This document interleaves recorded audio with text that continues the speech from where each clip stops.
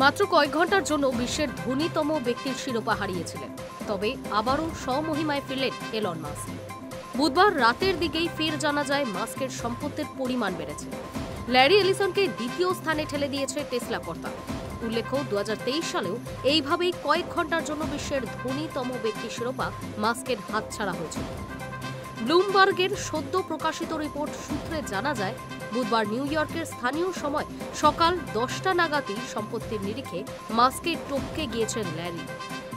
Bloomberg সূত্রের খবর, বর্তমানে মাস্কের সম্পত্তির মোট পরিমাণ $38,500 কোটি। কিন্তু ল্যারির সম্পত্তি বেড়ে দাঁড়িয়েছে $39,300 কোটি। বুধবার সকালে ল্যারির শেয়ারের পরিমাণ অন্তত 40% বেড়ে যায়। তার কারণ, মঙ্গলবারই ওরাকেলের তরফ থেকে জানানো হয় আগামী দিনে আশাতীত উন্নতি করতে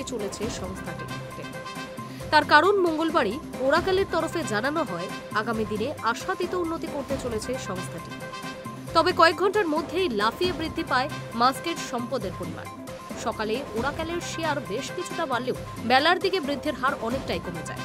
সেই সুযোগেই হারানো জমি ফিরে পান মাস্ক।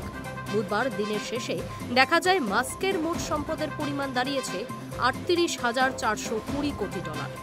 তার থেকে এলিসনের সম্পত্তির পরিমাণ $100 কোটি কম।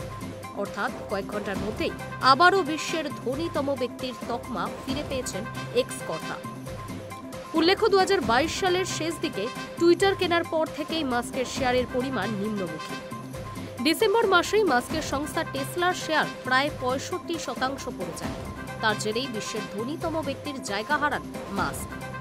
টেসলার পরিবর্তে টুইটারের উন্নতি করতেই বেশি মন দিচ্ছেন মাস্ক, এমনটাই ধারণা তৈরি হয় লগ্নিকারীদের একাংশের মনে। বিশেষজ্ঞদের অনুমান, এই কারণেই লাগাতার কমছে টেসলার শেয়ার।